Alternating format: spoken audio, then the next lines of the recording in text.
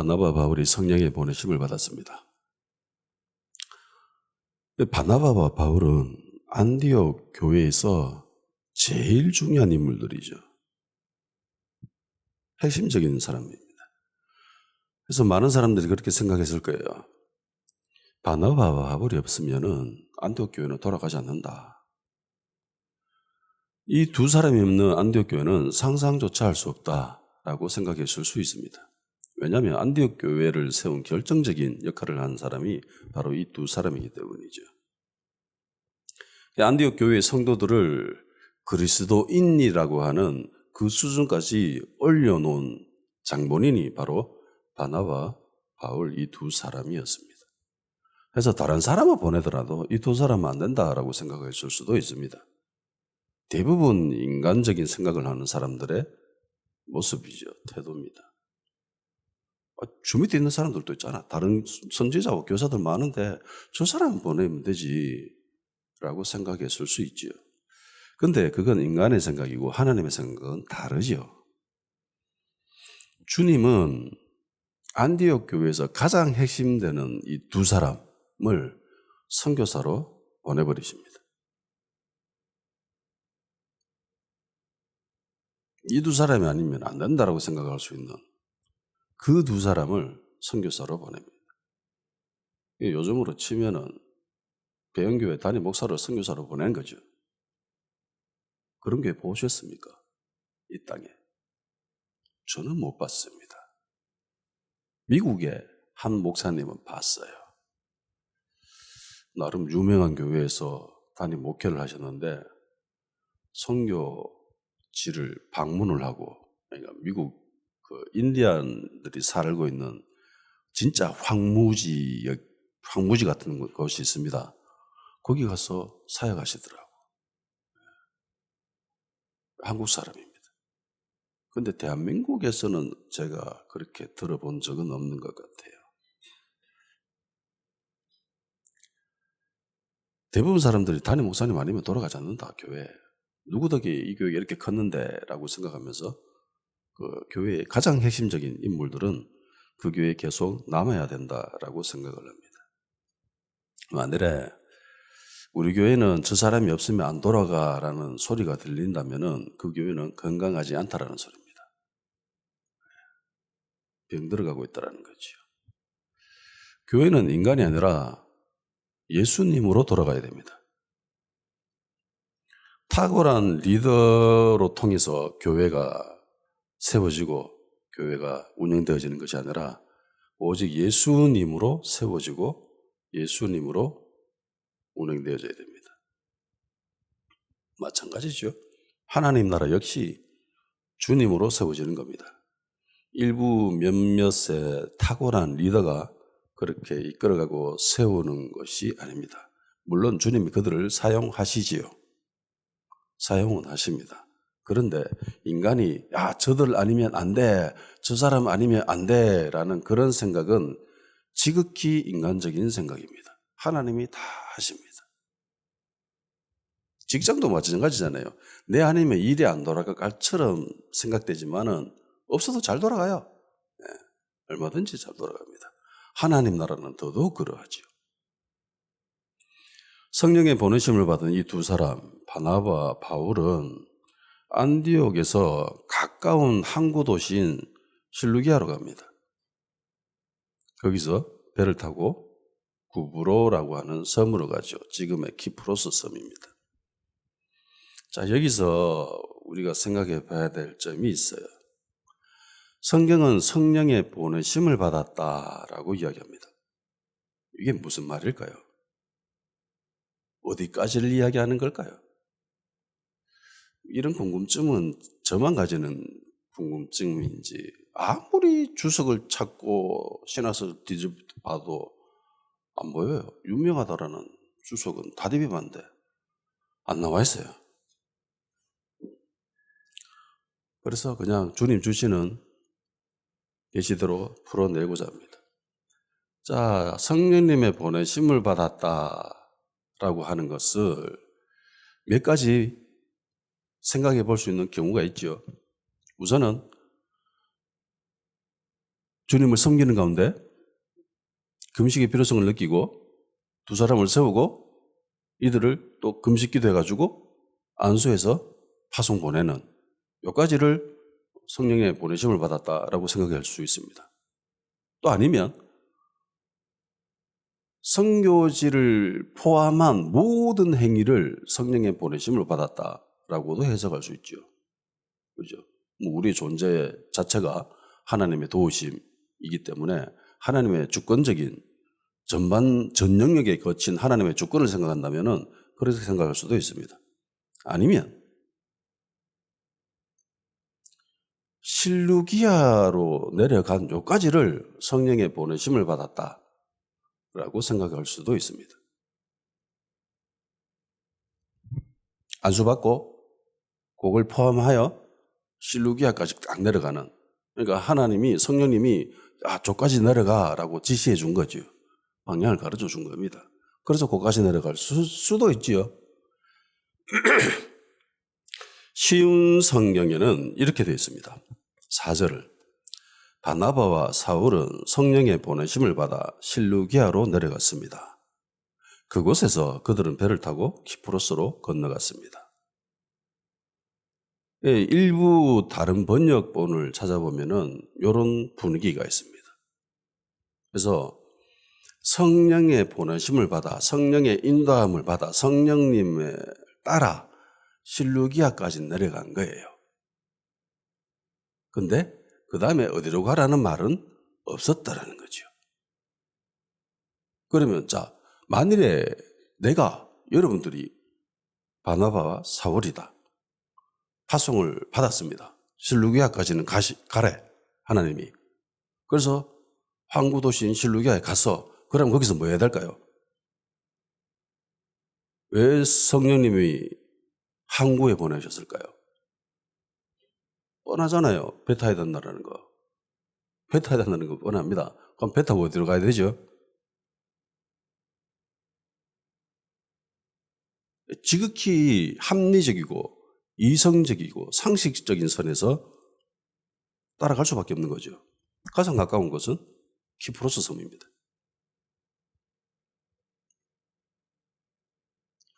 이 구브로 섬은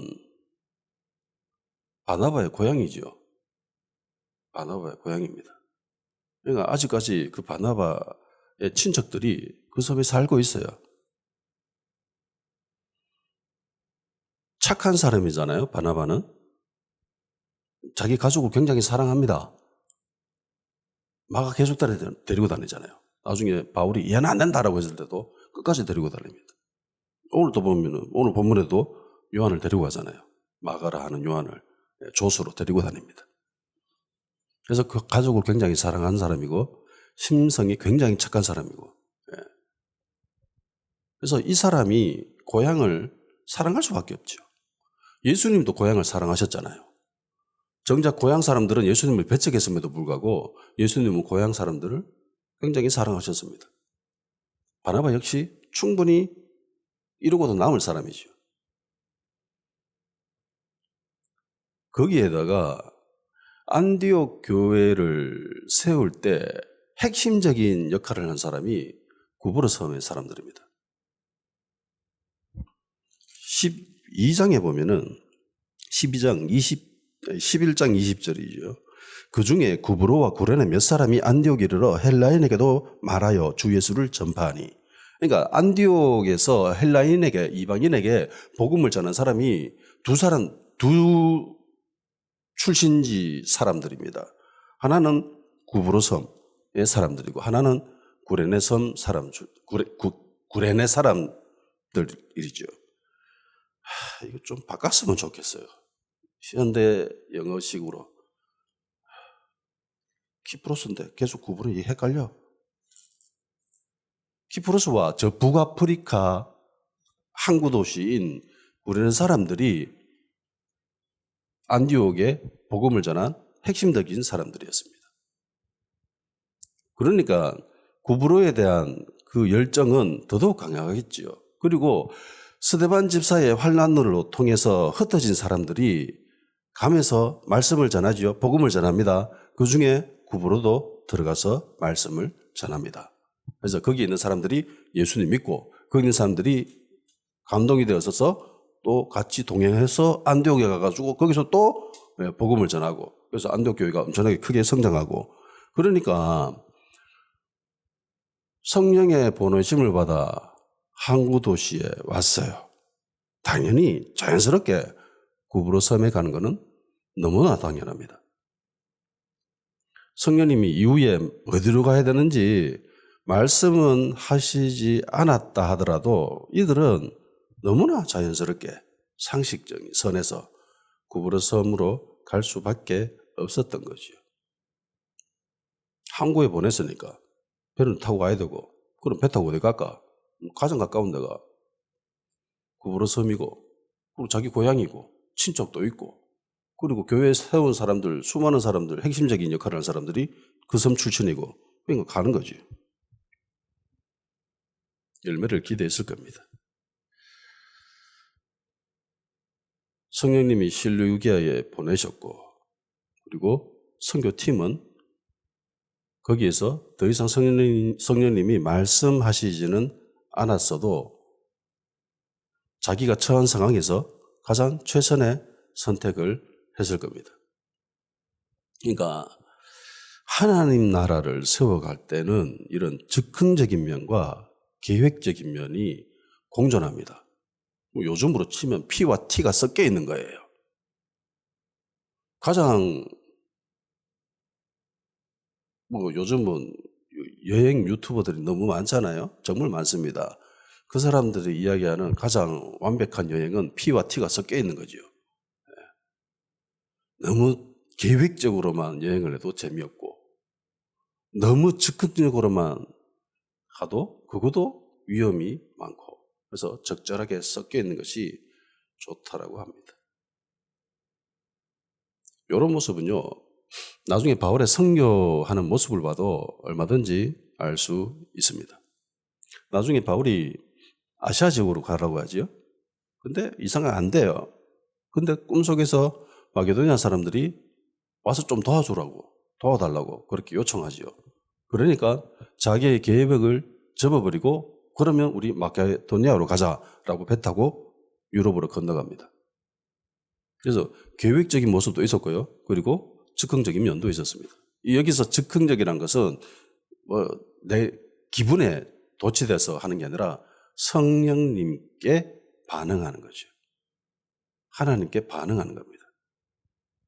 성령으로 난 사람은 바람이 어디로부터 와서 어디로 가는지 알지 못하는 것처럼 그렇게 행동한다라고 하죠. 그런 겁니다. 모든 것을 자신의 계획대로 하려고 한다면은 주님이 일하실 기회가 사라집니다.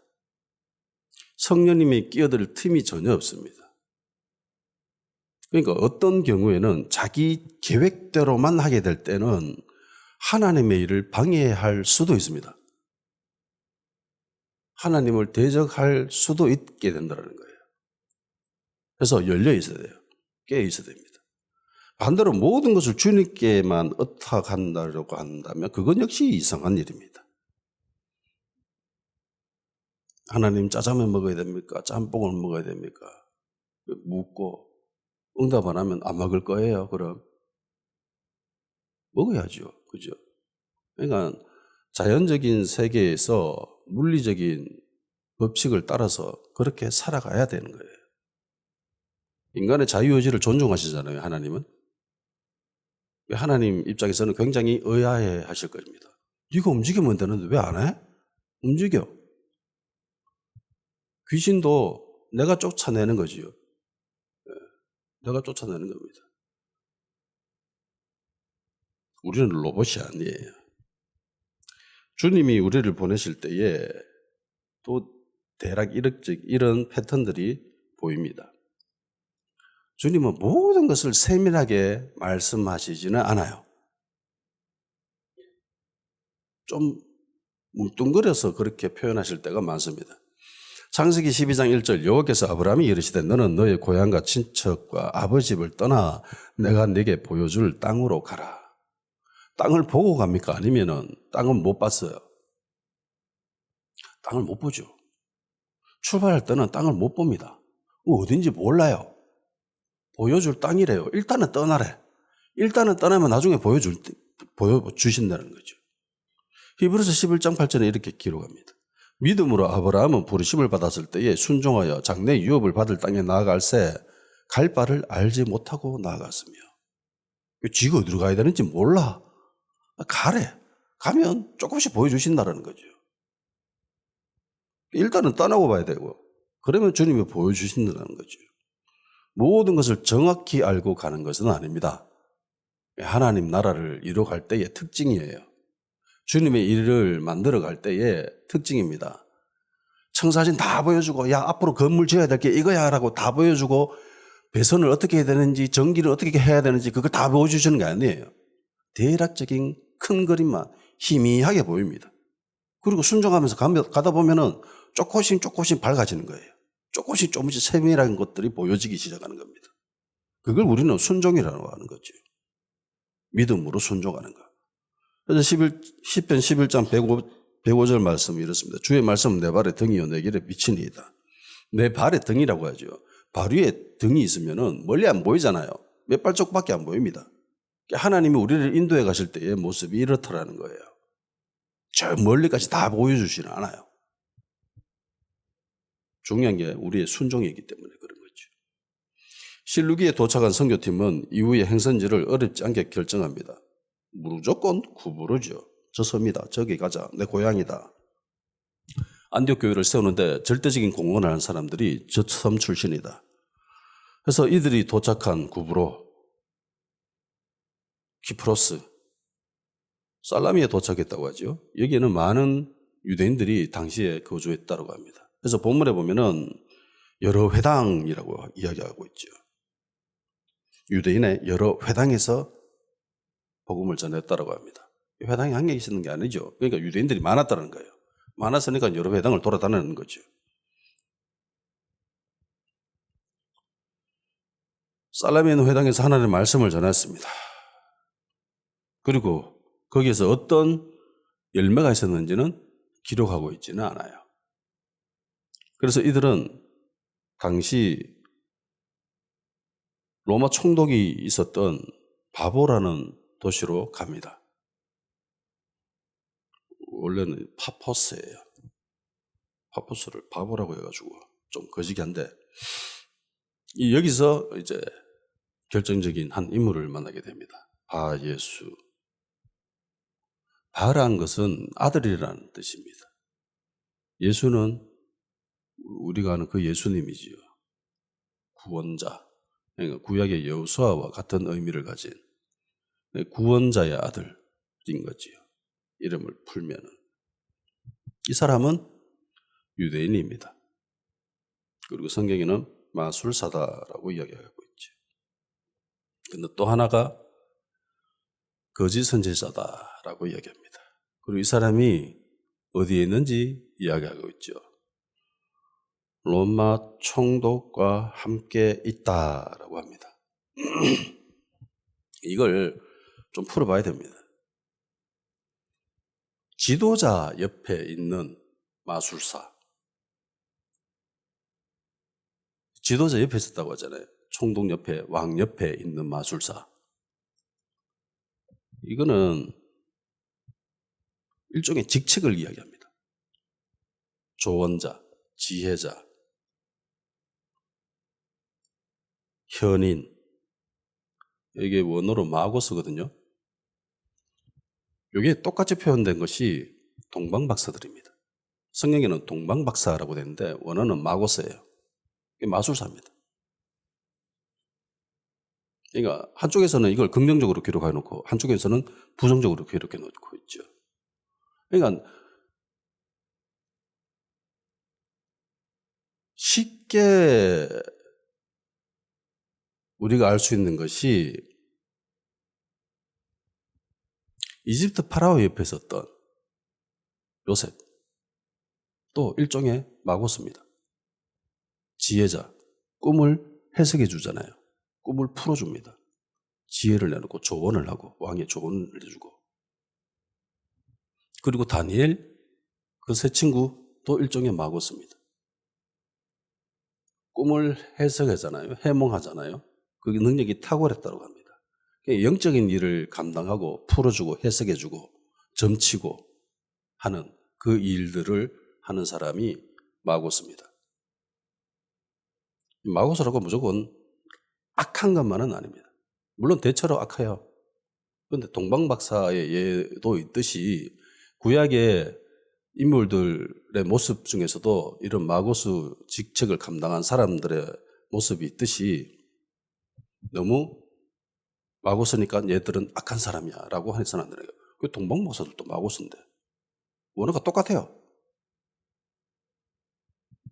그래서 대체로 마고스는 사람을 속이고 현혹시키고 뭐 이런 일을 합니다. 뭐 사마리아에 있었던 그 시몬 있잖아요. 마술사 시몬처럼 사람을 현혹시키고. 그래서 이 구부로 섬에 있는 바 예수도 악한 마고스죠. 사람들을 속이고 현혹시키는 그런 일을 합니다. 근데 유대인입니다. 성경은 이 사람을 거짓 선지자라고 이야기합니다. 그러니까 총독이 그 지역을 통치하는데 조언을 해주고 그리고 지혜를 제시해주고 점도 쳐주고 뭐 꿈도 해석해주고 뭐 이런 일을 하는 거예요. 무당과도 비슷하겠죠. 유대인이다라고 하는 것이 이게 좀 그냥 생각해 볼 문제가 아니에요. 그리고 거짓 선지자다라고 이야기를 하잖아요. 그래서 당시 유대인들은 유대인으로서 정체성을 완전히 포기하고 완벽한 이방인으로서 살아가는 것에 대해서는 굉장한 부담감이 있었습니다.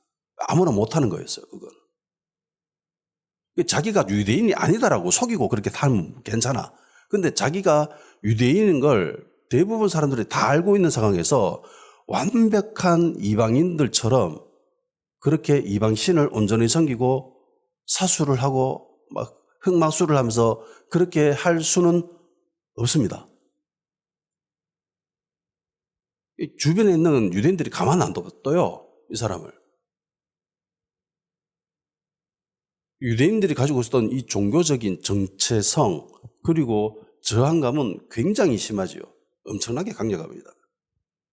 그래서 우리가 이 바예수, 마술사네? 그러니까 뭐 영화에서 보듯이 마술사, 흑마술을 막 부리고 하는 그런 모습. 막 재물 잡아가 피 흘려가지고 막 이래가지고 막 그런 모습들 있잖아요. 아니면 이집트 파라오 있었던 그 마술사. 모세와 맞짱 뜰 때 그런 것처럼 그런 마술사의 이미지는 아닙니다. 그건 그냥 영화가 만들어낼 판타지일 뿐입니다. 성경에 실제로 기록되어 있는 이 마고스들은 그런 모습이 아니에요. 지금 현재로서는 과학으로 대부분 것들을 설명할 수 있잖아요. 근데 과거 시대에는 이성의 시대가 아니죠. 과학의 시대가 아닙니다. 이 세계에서 내 현실 세계에서 일어나는 수많은 이해되지 못하는 그런 일들을 이걸 어떻게 풀어내기는 풀어내야 되잖아요. 이걸 신화적으로 많이 풀어내는 거죠. 영적인 것으로 많이 풀어내는 겁니다. 그 일들을 주로 하는 사람들이 마고스예요. 혜성 떨어졌어. 지금 우리는 혜성이 뭔지 알잖아요. 근데 당시 사람들 저걸 어떻게 풀어야 되겠어요? 그러니까 신화적으로 풀어내고 그 일을 하는 사람들이 마고스인 거예요. 동방박사도 별 따라갔다잖아.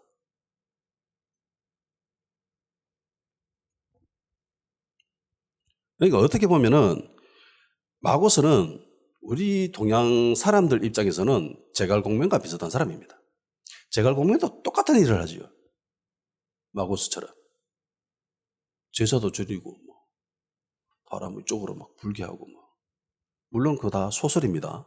실제 삶에서는 그런 일들이 없었어요.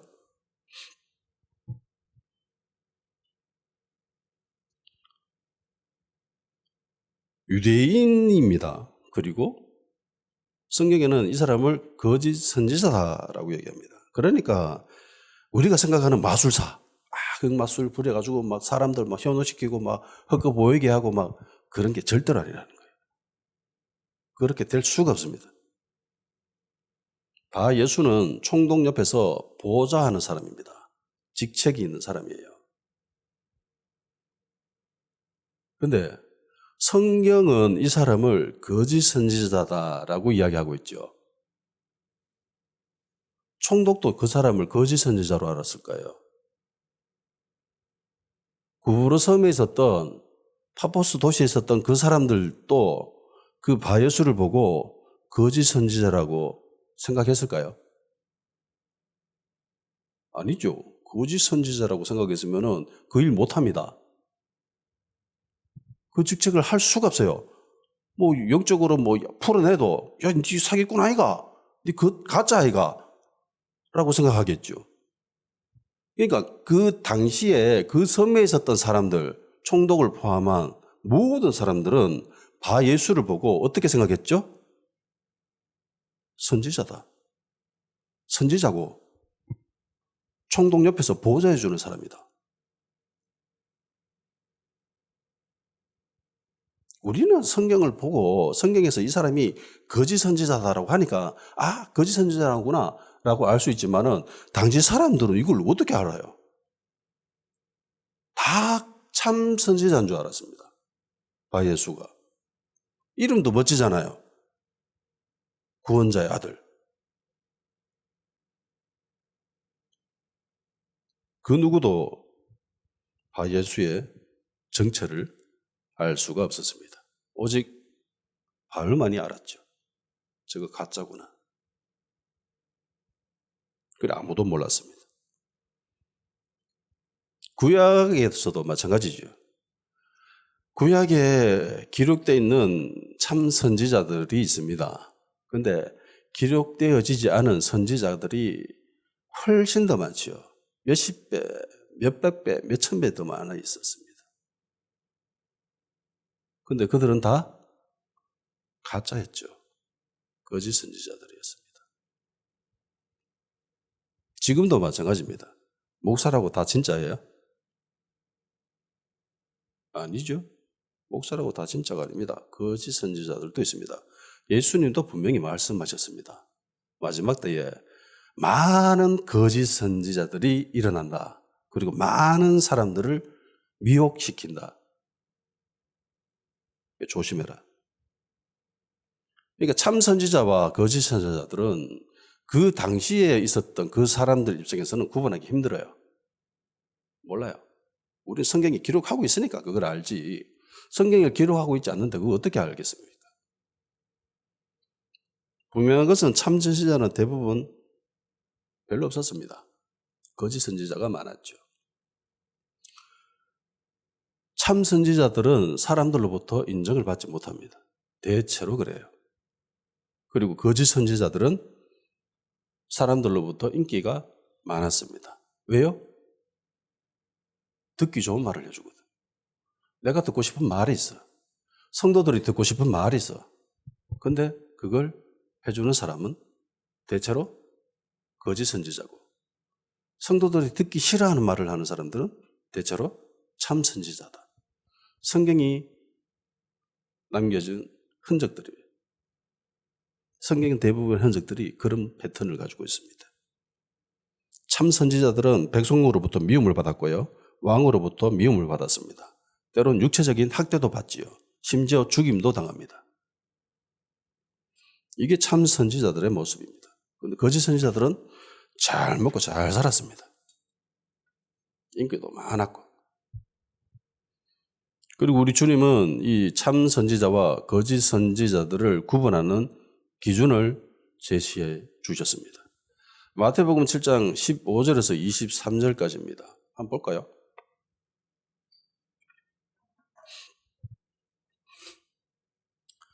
마태복음 7장 15절에서 23절.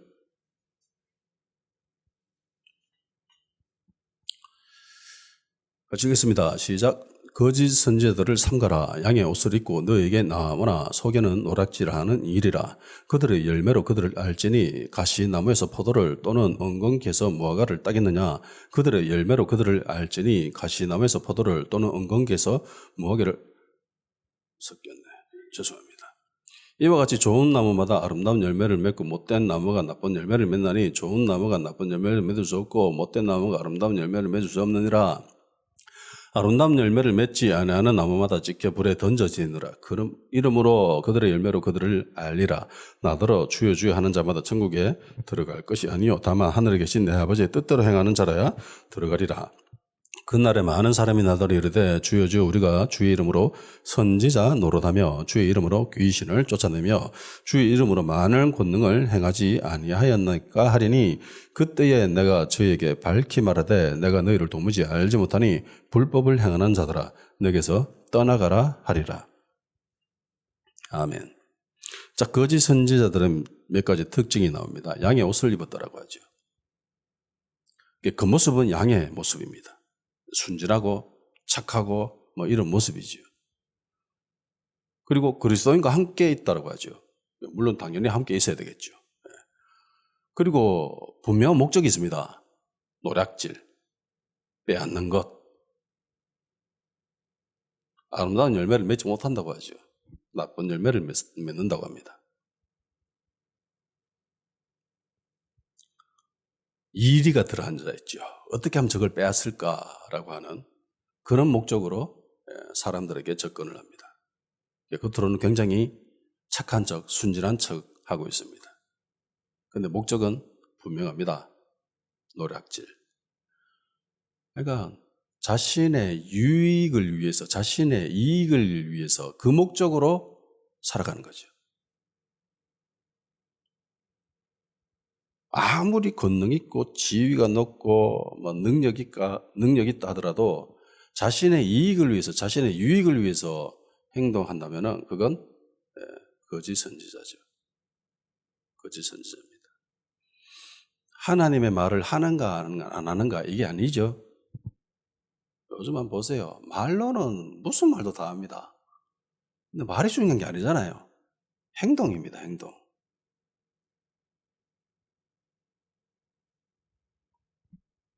말로는 무슨 말을 못해요. 근데 말해놓고 행동하지 않으면 그거는 거짓이지요. 거짓말도 악한 것이고 말해놓고 행동을 안 하는 것도 그것도 거짓입니다. 거짓된 행동이잖아요. 그것도 악한 겁니다. 중요한 것은 주님의 뜻대로 행동하는 것이다 라고 합니다. 주님의 뜻대로 행동하는 것. 직책이 중요한 게 아니라고 하죠. 나 선지자인데요. 뭐 필요 없어요. 나 대형교회 담임 목사인데요. 필요 없습니다. 아무것도 해당 사항이 안 됩니다. 나 좋은 말 많이 했는데요. 하나님 말씀 멋진 설교 엄청나게 좋은 훌륭한 설교 많이 했는데요. 그거 다 필요 없지요. 행동했느냐 안 했느냐입니다. 그걸 따진답니다. 귀신 쫓아내는 권능이 대단했습니다. 기름 부음 대단했습니다. 많은 사람들 고쳤습니다. 그거 다 필요 없지요. 행동입니다. 어떤 행동요? 불법을 행하지 않는 행동. 그냥 착한 행동입니다. 죄를 짓는 자가 거짓 선지자입니다. 불법을 행했다라고 하죠. 이 불법은 죄를 짓는 겁니다. 죄를 짓는 거. 근데 보세요. 성경에서 이야기하는 죄는 세상에서도 죄입니다. 세상에서 말하는 죄는 성경에서도 그걸 죄라고 이야기합니다. 거의 대부분 그렇죠? 안 그런 경우가 딱 하나 있습니다. 동성애. 성경에는 이걸 죄라고 하지만 세상에는 그걸 죄라고 이야기하지 않죠. 동성애를 제외하고는 대부분은 거의 다입니다. 성경이 말하고 있는 죄는 세상에서 이야기하는 죄와 거의 일맥상통합니다. 그러니까 그리스도인들이 세상의 법을 준수해야죠. 선지자라면 더더욱 그러하죠. 목사라면 당연합니다. 도덕률이 높아야 됩니다. 성경에서 이야기하고 있는 죄도 짓지 말아야 되고 세상에서 이야기하는 죄도 짓지 말아야 됩니다. 그래야 됩니다. 죄를 지면 뭐 당연히 회개해야 되는 거건 너무나 뻔한 거고. 어떤 이들이 이렇게 생각합니다. 거짓 선지자니까 사람들이 안 따를 거야. 거짓 선지자인데 왜 사람들이 따라? 라고 생각할 수도 있습니다. 근데 이거는 틀렸습니다. 이미 주님이 말씀하셨거든요. 많은 사람들이 미혹당할 거다라고. 마태복음 24장 11절 12절 거짓 선지자가 많이 일어나 많은 사람을 미혹하겠으며 불법이 성함으로 많은 사람의 사랑이 식어지리라. 많은 사람들이 따른대요. 저 교회 목사님 진짠가 봐요. 사람들 엄청나게 많습니다. 성도들 엄청나게 많습니다. 성도들의 많고 적음으로 그걸 평가합니까? 성경 어디에도 그런 기준이 없지요. 미혹당합니다. 많은 사람들이. 지금도 거짓 선지자들 있지요. 양의 모습을 해서 사람들을 속이는 거짓 선지자들이 있습니다. 근데 사람들은 참 선지자인 줄 압니다. 그리고 그들을 따라가죠. 근데 거짓 선지자입니다. 주님이 기준을 제시했지요. 불법을 행한다. 죄를 짓고 있다. 그러니까 세상적인 기준에서의 죄를 어겨가면서까지 행동하고 있다면 그 사람은 거짓 선지자의 확률이 매우 매우 매우 높습니다. 왜냐하면 성경에서의 죄와 세상에서 죄는 거의 대부분 똑같거든요. 성경에서 살인 죄지요. 세상에서도 살인 죄입니다. 성경에서 거짓 죄지요. 세상에서도 거짓은 죄입니다. 거의 다 똑같잖아요. 뭐 쉽게 하면 나 외에는 다른 신을 섬기지 마라. 뭐 이런 경우는 예외예요. 예. 동성애 이런 경우도 예외입니다. 근데 대부분은 거의 다 똑같아요. 도둑질 하지 마라. 이웃 탐내지 마라. 뭐 이런 것들. 물론 신앙적인 부분에서도 주일 성수 뭐 지키지 않는 거 뭐 이런 건 죄지만 세상에는 그걸 죄로 여기지 않죠. 그런 일부의 것들을 제외하고는 도덕적인 기준에서의 죄들은 대부분 다 똑같습니다. 여기서 이야기하고 있는 이 불법이 뭐 하나님을 섬기지 않고 뭐 다른 신을 섬기고 뭐 주일 성수하지 않고 뭐 우상 숭배하고 이런 죄를 이야기할까요? 아니죠. 여기서 이야기하고 있는 이런 불법은 아름다운 열매를 맺지 못한다는 것은 다 세상적인 기준에서의 죄, 도덕률 그런 것들이에요. 나쁜 열매를 맺는다고 하잖아요. 나쁜 열매, 악한 열매.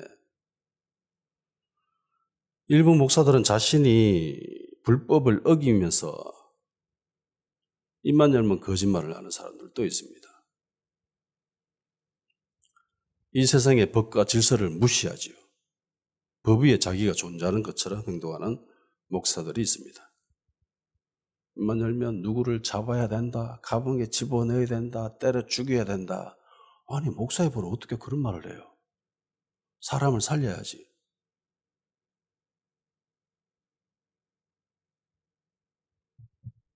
원리 원칙으로 따지면 히틀러라도 그리스도인들은 그를 사랑해야 됩니다. 그렇잖아요. 원수를 사랑하라고 했으니까. 근데 내가 보기에는 원수도 아니야. 정치적인 견해가 좀 달라. 그러니까 그냥 감옥에 집어넣어야 된다, 죽여야 된다 그러고 있습니다. 거짓 선지자입니다.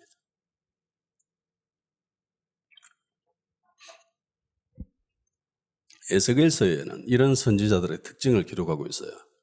에스겔 22장 28절에서 30절 그 선지자들이 그들을 위하여 회를 치라고 스스로 허탄한 이상을 보며 거짓 복수를 행하며 여호와가 말하지 아니하였어도 주 여호와께서 이같이 말씀하셨느니라 하였으며 이 땅 백성들은 포악하여 강탈하여 가난하고 궁핍한 자를 압제하였으며 나그네를 부당하게 학대하였으므로 이 땅을 위하여 성을 쌓으며 성 무너진 데를 막아서서 나로 하여금 멸하지 못하게 할 사람을 내가 그 가운데서 찾다가 찾지 못하였으므로 내가 내 분노를 그들 위에 쏟으며 내 진노의 불로 그들을 멸하여 그들 행위대로 그들 머리에 보응하였느니라. 주 여호와의 말씀이니라.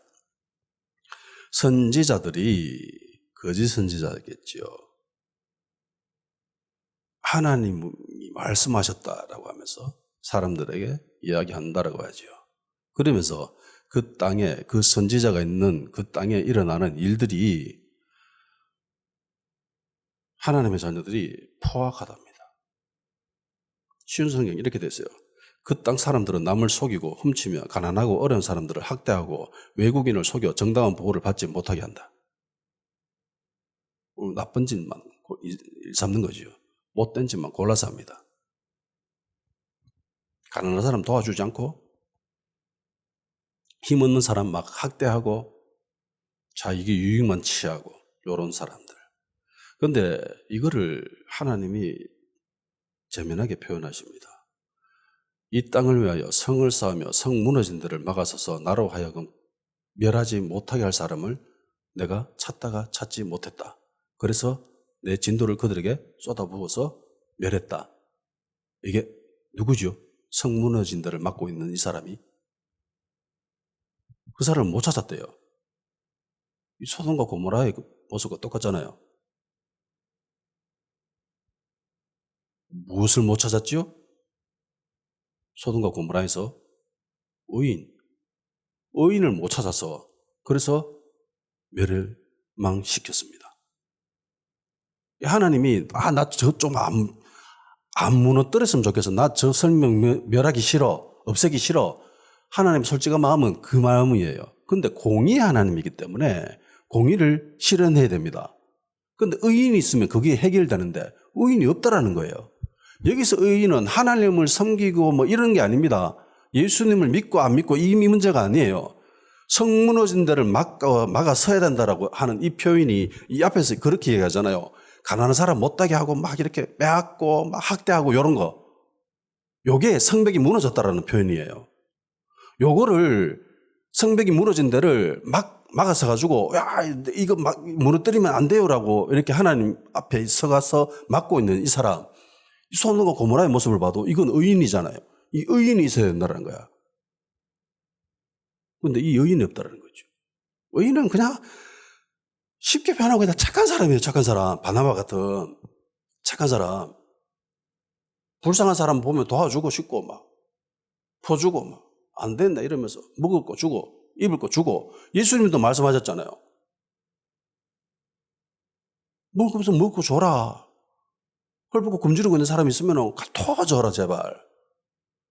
마태복음 25장에 나오는 예수님의 그 양과 염소의 모습도 그렇잖아요. 염소는 죽으라고 안 도와줍니다. 대가가 있어야 도와줘요.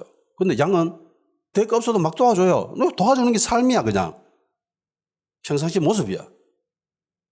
그게 의인입니다. 이 땅에 대부분의 그리스도인들이 의인의 개념을 너무너무 잘못 오해하고 있습니다. 소돔과 고모라는 의인이 없어 망했어요. 예루살렘, 유다도 의인이 없어 망했습니다. 거기 제사가 없었어요? 기도 안 했습니까? 심하게 하잖아요. 그런데도 망해요. 왜? 의인이 없었기 때문에.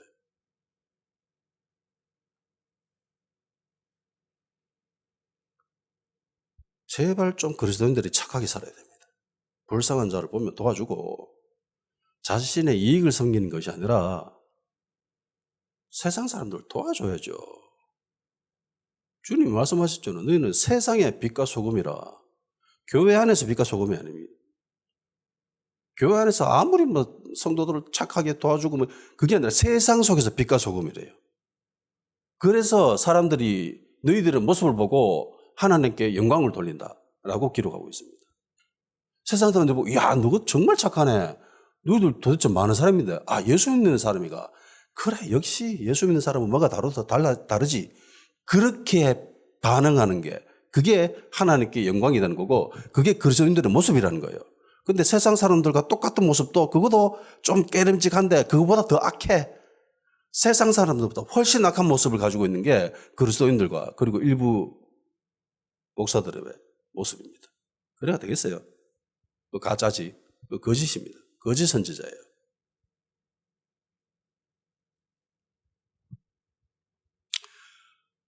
로마 총독은 해야 될 일들이 있죠. 통치하고 다스려야 됩니다. 그 중에 해야 될 일 중에 하나가 당시 많은 종교들이 있었습니다. 그래서 그 종교들의 평화를 유지해야 될 사명도 있어요. 그래서 새로운 설교자가 메시지를 가지고 오면은 들어봐야 됩니다. 듣고 평가해야 돼요. 조사하고 그런 일들도 했다라고 합니다. 그래서 총독이 서기오 바울이 바나바와 사울을 불러서 하나님의 말씀을 듣고자 했다라는 겁니다. 물론 다른 의미에서도 해석할 수 있죠. 이 사람이 지혜로운 사람이어서 성경에서 기록하고 있듯이 지혜로운 사람이기 때문에 하나님 말씀에 영적인 일에 매우 큰 관심이 있어서 그 선지자인 바예수를 옆에 두고 있는 것만 봐도 이 사람이 어느 정도 영적인 일에 관심이 있는 사람, 종교적인 것에 좀 매우 깊은 관심이 있는 사람이구나라고 생각할 수도 있습니다. 그런 의미에서 이들을 불렀을 수도 있습니다. 어쨌든 메시지에 관심을 보였습니다. 그래서 진심을 한번 들어보려고 했죠. 근데 바예수가 방해합니다. 대적합니다. 총독이 믿지 못하도록 굉장히 힘을 씁니다. 여기서 또 질문합시다. 바예수는 왜 대적했을까? 왜 믿지 못하게끔 그렇게 애썼을까? 왜 그렇다고 생각합니까? 예루살렘에서 있었던 그 스데반 집사의 환란 때 그 유대인들이 보여준 반응이 있지요. 그들이 왜 대적했죠? 종교적인 이유 때문입니다. 바울도 그랬잖아요. 사울도 그랬잖아요. 저들은 죽어야 된다. 잡아서 감옥에 집어넣어야 된다. 왜 그랬죠? 종교적인 이유 때문에. 하나님을 섬기는 그 열심이 그 관점에서 봤을 때는 저 그리스도인들은 용납할 존재들이 안 되죠. 용납해서는 안 됩니다. 그래서 종교적인 이유 때문에 그렇게 했죠. 그리고 이후에 바울이 선교지에서 유대인들로부터 또 박해를 받습니다. 그들 역시 종교적인 이유로, 신앙적인 이유로 바울을 박해합니다. 그런 것처럼 바예수가 대적했어요? 아니죠. 바예수가 총독으로 믿지 못하게끔 온갖 노력을 다한 것은 자신의 유익이 사라질 것에 대한 두려움 때문입니다. 자신의 이익. 지금 통치자 옆에서 조언하는 일을 하잖아요. 보좌해주는 일을 합니다. 그래서 어떤 어려운 문제가 닥쳤을 때 자신이 솔직히 잘 감당하지 못할 그런 기이한 일들을 겪었을 때에 조언을 구하죠. 이거 어떻게 하면 좋겠노? 혹은 꿈을 꿨을 때 이거 어떻게 풀면 좋겠노? 라고 조언을 구하는 일을 해주고 있었습니다. 근데 만일에 이 바예수가 복음에 대해서 잘 알았다면, 어느 정도 알았다면, 개념이 잡혔다면 생각해 보셨겠죠? 내 자리가 사라지겠구나. 총독이 만일 예수님을 믿어요. 그러면 누구를 의지할까요? 이 총독이. 우선은 신앙이 좀 약하다면은 바나바와 바울을 의지하겠죠. 그럼 자기 설 자리가 사라지죠. 그리고 만일에 이 총독이 믿음이 좀 좋아, 신앙이 좀 좋아, 그러면 바나바와 바울을 의지하는 것이 아니라 예수님을 의지하게 되겠죠. 이래 되면 심각하게 곤란해집니다. 자신의 이익이 완전히 사라지는 거죠. 문제가 생겼을 때 더 이상 자신을 찾는 것이 아니라 예수님을 찾게 되는 겁니다. 그럼 자신의 위치가 사라집니다. 기득권이 사라집니다. 이 땅의 거짓 선지자들의 모습, 기득권이 사라지는 두려움 때문에 발악을 하죠. 대적하고 있습니다. 그래서 사람들로 믿지 못하게끔 만들어버립니다.